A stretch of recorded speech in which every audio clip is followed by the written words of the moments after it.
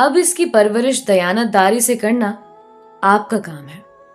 अगर आपसे जरा सी कोताही भी सरजद हो गई तो फिर ये याद रखिएगा कि अल्लाह की बारगाह में रोजे कयामत जवाबदेह होंगी। मैंने बिस्मिल्लाह कहकर बच्ची को सीने से लगा लिया।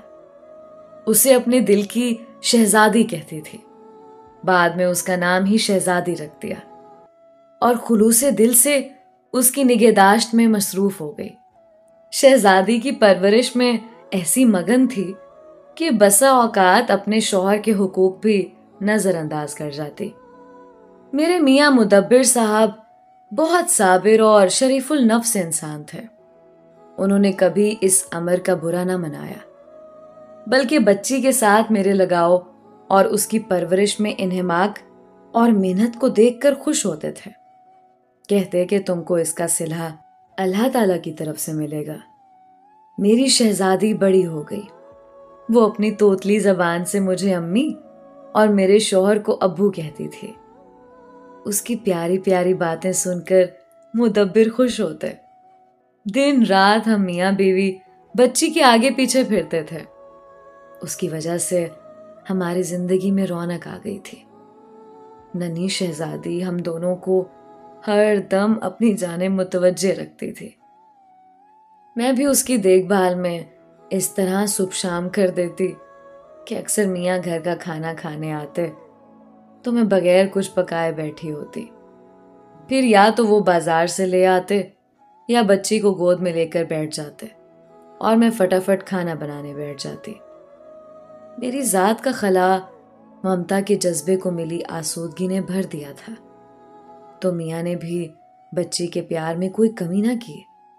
वो जब घर आते उनकी सारी तवज्जो शहजादी ले लेती। उसकी हर फरमाइश पूरी करते। किस्म किस्म के खिलौने, खूबसूरत कपड़े, उसकी जरूरत की हर शय वो ढेरों के हिसाब से ले आते। बीमार हो जाती तो हम एक पल उसको गोद से ना उतारते। वो तो हमारी आंख का तारा थी। मैं तो एक पल भी उसके बिना नहीं रह सकती थी।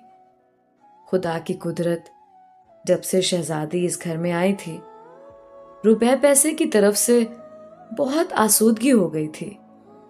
बेटी तो खुदा ने दी थी, मगर बेटे की आरजू दिल में बाकी थी। अल्लाह से अक्सर तन्हाई में कहती कि तूने आंखों का नूर दे दिया, मगर बुढ़ापे का सहारा नहीं दिया। हमारा एक बेटा होता तो फिर जिंदगी में किसी शय की कमी ना थी। मैंने महसूस किया था कि यही खलिश मुदब्बिर के दिल में भी थी।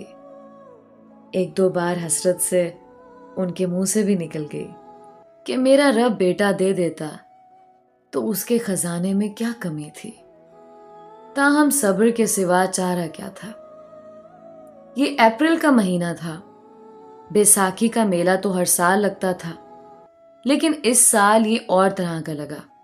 मेरे मियाँ ने कहा, तुम इजाजत दो तो मैं शहजादी को अपने साथ मेला दिखाने ले जाऊं। बच्ची ने सुना तो मचल गई कि मेला देखना है। मेरा जी डरता था।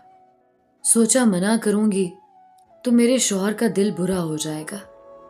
मैंने नहला धुलाकर शहजादी को तैयार किया और सजा संवार कर उनके हमरा उनके साथ कर दिया। शहजादी उन दिनों 6 बरस की थी।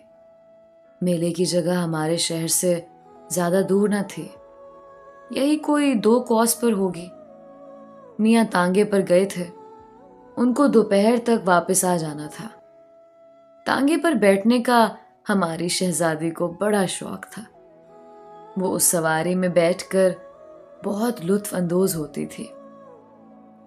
ये सुबह के गए और दोपहर तक वापस आना था।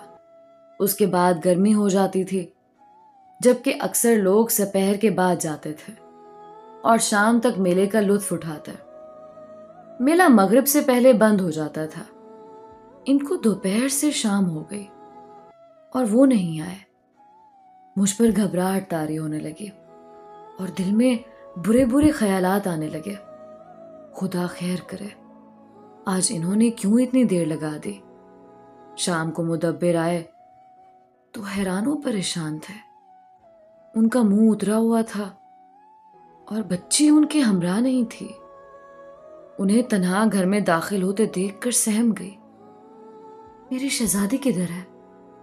पहला सवाल जो मेरे मुंह से निकला वो यही था। उसको ढूंढते तो ये वक्त हो गया।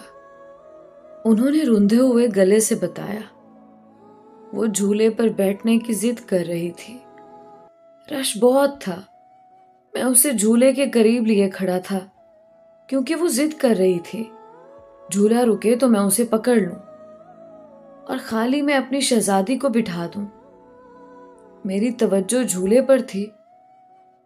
जब नशिस्तों वाला डब्बा मेरे हाथ के करीब आया, मैंने झपट कर उसे पकड़ा और शहजादी को बिठाने के लिए अपने पास देखा जहां वो खड़ी थी, मगर वो वहां से गायब थी।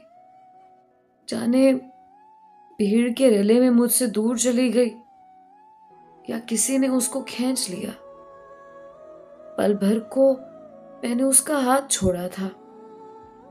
झूले वाला भी हैरान हुआ कि बच्ची कहां गई। बस पल भर की गफलत में कयामत हो गई। कहते हुए उनके आंसू बह निकले। मैं भी रोने लगी। तुमने अच्छी तरह नहीं ढूंढा, इधर उधर हो गई होगी और कहां जा सकती थी। किसी बावले की तरह मेले में सारा दिन फिरता रहा, उसको तलाश करता रहा।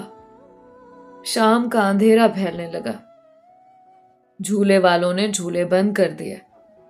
मिठाई और खिलौने वाले भी शामियाने के नीचे से अपनी आरजी दुकानें समेट कर चले गए, मगर हमारी बच्ची का निशान न मिला। सारा मैदान मेले में आने वाले लोगों से खाली हो गया। ग्राउंड से सीधा थाने गया। रपट लिखवाकर अभी आ रहा हूं। मैं रो रही थी हिचकियां लेकर, और मियां मुजरिम बने खड़े थे। तसल्ली देने को भी उनके पास अल्फाज न थे। आंखों से बस आंसू बह रहे थे। जी चाहता था अब घर न जाऊं, नदी में डूब जाऊं, मगर तुम्हारा ख्याल आता था कि तुम इंतजार करती होगी। सोचता था घर जाकर तुमको क्या मुंह दिखाऊंगा, क्या जवाब दूंगा। हमने शहजादी को बहुत ढूंढा, मगर उसको ना मिलना था और ना वो मिली। खुदा जाने कौन संग दिल उसे ले गया। खुदा ने हमें खुशी दी, मगर आरज़ी के वक्त ने फिर छीन ली। बदले में ऐसा दर्द दे दिया, जब तक जिंदा है उस दर्द की टीसें उठती रहेंगी और हमें हर हाल ये दर्द सहना होगा।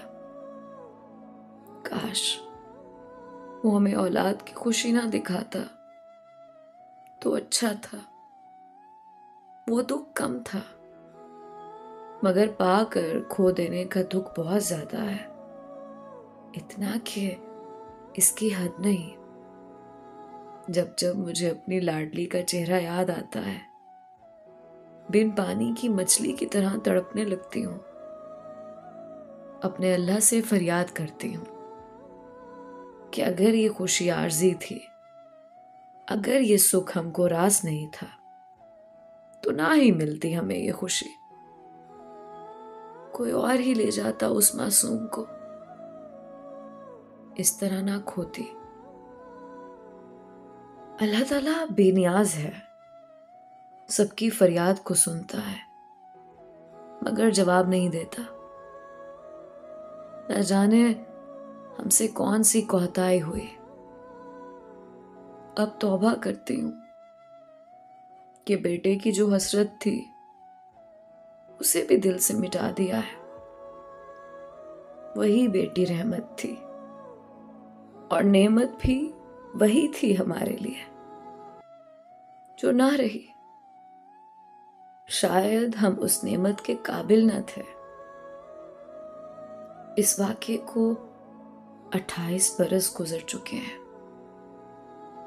मगर जख्म पहले दिन की तरह ताज़ा है। लगता है जैसे कल का वाक़या हो। कोई अगर आज भी मेरी शहजादी की खबर ला दे तो ये जान भी नजराना कर दूं।